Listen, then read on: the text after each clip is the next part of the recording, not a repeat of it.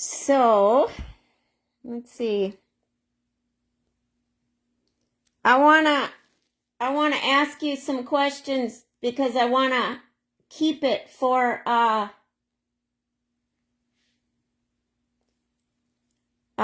because you because we don't have your book anymore. You gave away your book, and that was the only copy. Okay? So, um what year were you born? 27. And you are how old? I'm 96. Where were you born? I was born in the house on the farm in Malmo. Where's Malmo? Well, Mille Lacs was the town in Mille Lacs Lake, by Mille Lacs Lake. Northern Minnesota. Yeah. You were born in the house. Yes. The neighbor lady was deliverer. She did work. That's some she did sometimes. Her mother was delivering babies. Mrs. Kelly. Mrs. Kelling. Was your brother born in the house too? Yes. So you were both born in the farmhouse. Yep. Mm-hmm. And when you were a young child, did you have chores that were yours that you had to do? Yes. Get wood. You had to get wood. Well, Dad had it all piles cut and piled, and I had to carry it, haul it in on a wagon or a sled or whatever I had, whatever time of the year, and haul in the wood and put it in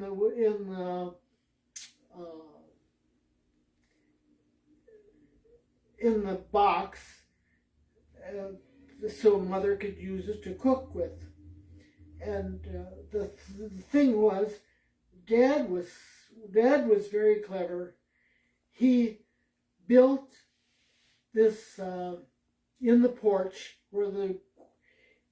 he built this place to put the wood, but it was also underneath, went into the house, so it was. I put the wood in outside, and there was the wall, and then the wood rolled in toward the kitchen. He was very clever to have invented that. He was. Yep, so you didn't have to walk through the door. You just put it in from outside and it went right into the house. Uh-huh. He was very clever with different inventions, wasn't he? He was, yes, he was. Mm-hmm.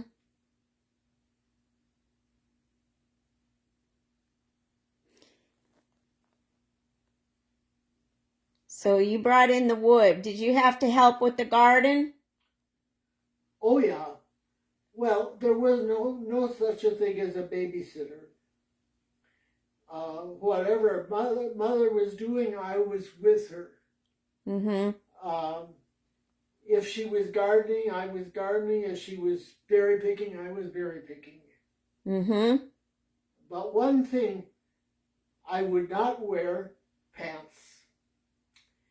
I don't remember it, but I've been told that Mother wanted to put pants on me because I got so dirty. I like to be outside with Dad. And when he was doing something near the house, so I could be outside. And I would get very dirty, and she wanted to put pants on me because she was brought up with brothers and always wore pants because that was cheaper that way. And that's the way they did it around 200, the beginning of the year. And so she wanted to put these pants on me, and I had just screamed, "I know, boy." That was I didn't even speak real clearly. They said, yet I was just not much more than a toddler. Hmm. And I just screamed, I know, boy. Well, what about when you were picking berries? Didn't the thorns bother you without That pants? was the only time I wore pants. When I picked berries or if I had to work in the hayfield. Okay, so you did it for protection, but that was the only time. Yes, and she made me some snow pants, and they covered my legs. The minute I walked a mile to school, and the last quarter of a mile was open country.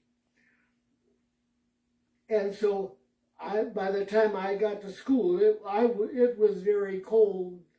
And I took off my pants, and that was it. The minute I got into school, I would not wear pants. Okay, so you wore pants for protection from the cold weather too. Yep. Okay. That's the only times I wore pants. And I only seen you wear pants a handful of times in all the years I've known you. Right. You wore them in the winter time a couple times, and I don't remember, for something else. But that was it. Yep. Mm-hmm. So I can't understand how anybody could want to be a man. Woman could be a man, and a man could be a woman. Want to be a woman. I hated pants. Mm-hmm. Well, I'm not sure, but I know with all the work that I do, I should not be wearing a skirt.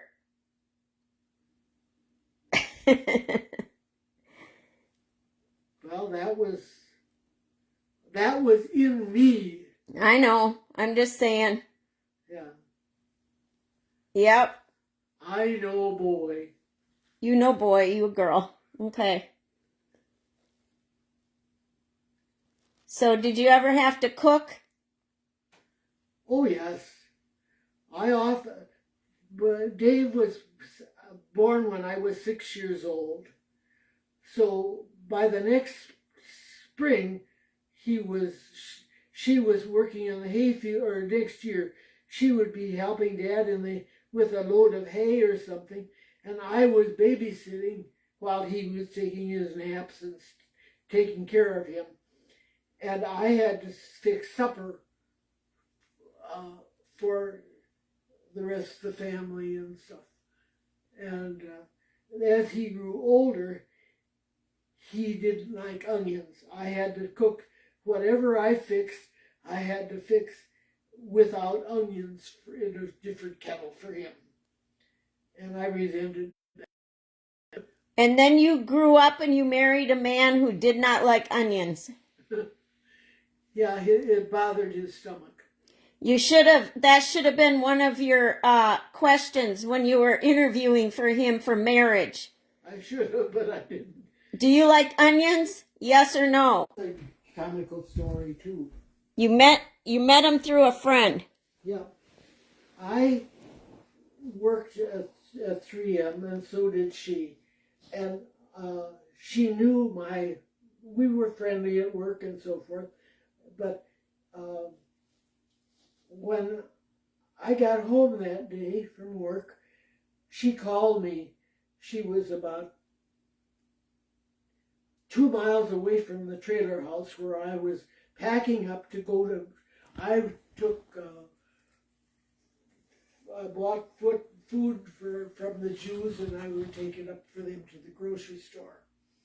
And I was loading my car when she called, and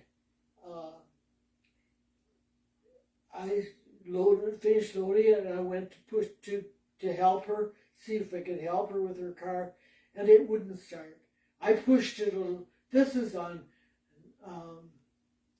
61. Mm-hmm. And the 7th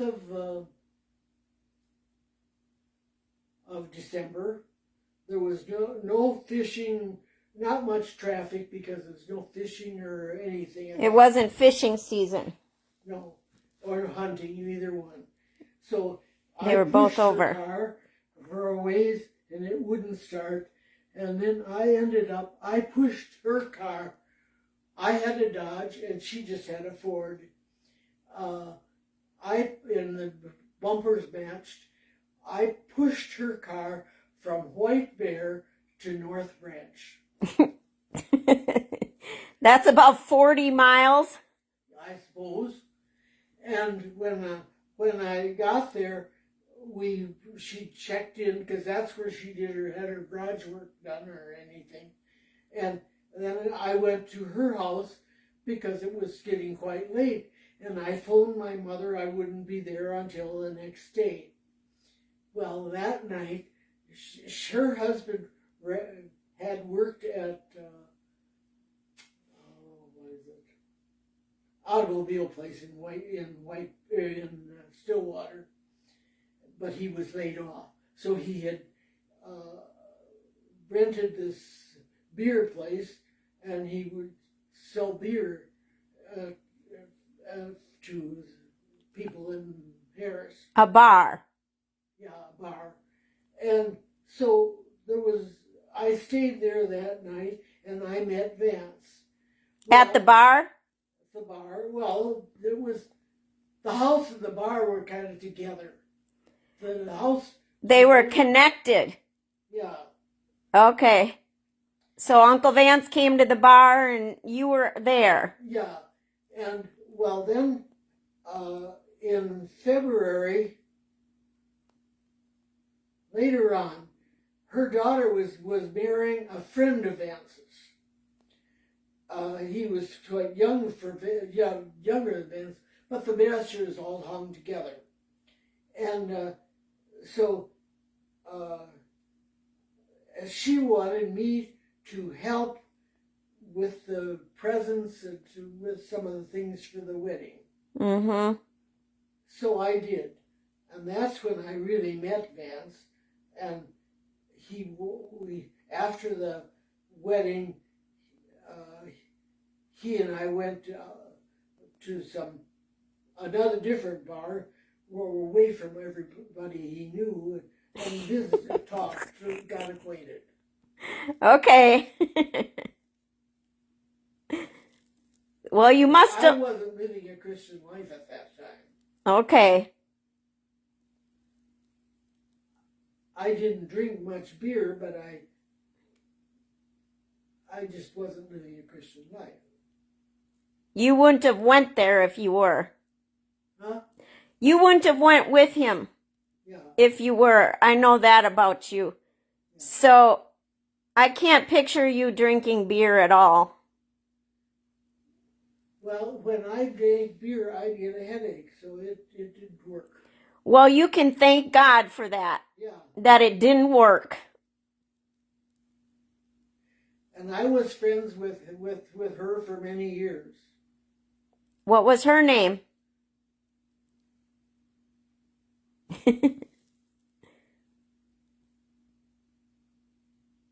Well, anyways, she was your friend. That's okay. So you and Uncle Vance went out and visited a second time. Yeah, and I started coming. I go to Mother's and Dad's and come back to her house on Saturday and late Saturday and go out and spend the evening with Vance. So you started leaving your parents' house earlier and earlier so you could go see Uncle Vance. Yep. Nailed that one, didn't I? Yep. So each weekend, was that every weekend? I don't think it was every weekend at first. Okay. So how long did you date before you decided to get married? That was they were married, I think,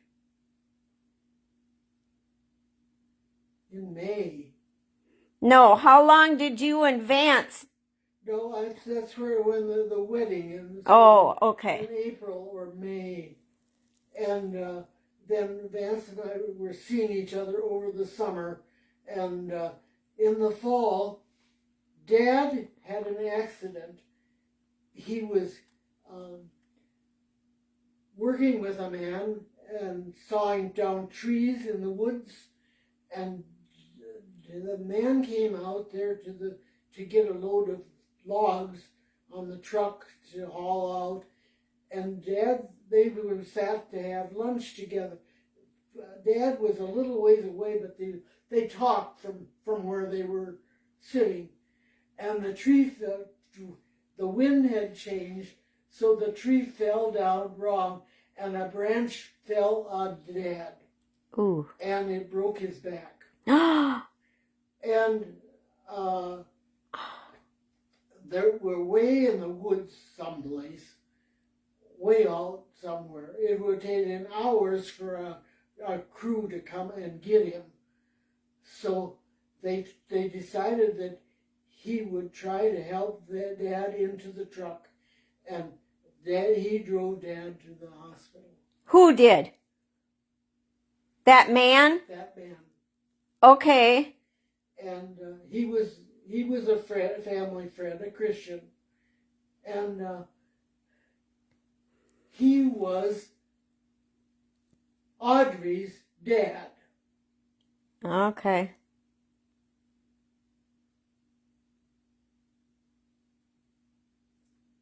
And later they moved to Florida, out west, and so I never saw them anymore.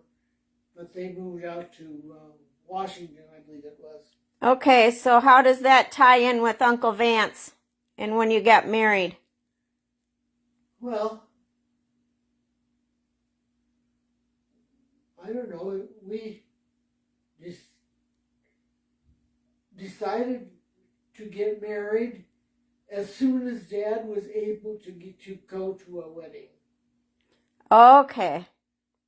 And so we were married in November 28th.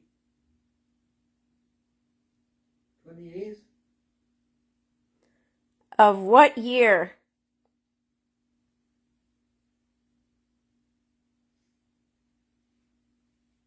I don't remember. Some year. Whatever year it was. In the 50s? Huh? In the 50s? Yeah. Must have been. Well, because you bought this house in 1962. Yeah. And you lived in another house before that. We lived in my trailer house for a year, and then we lived in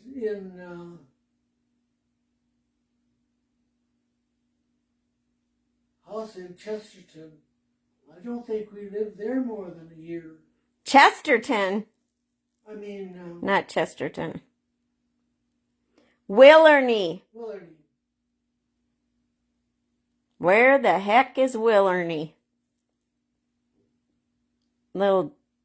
We only lived there Back for on the about map. a year.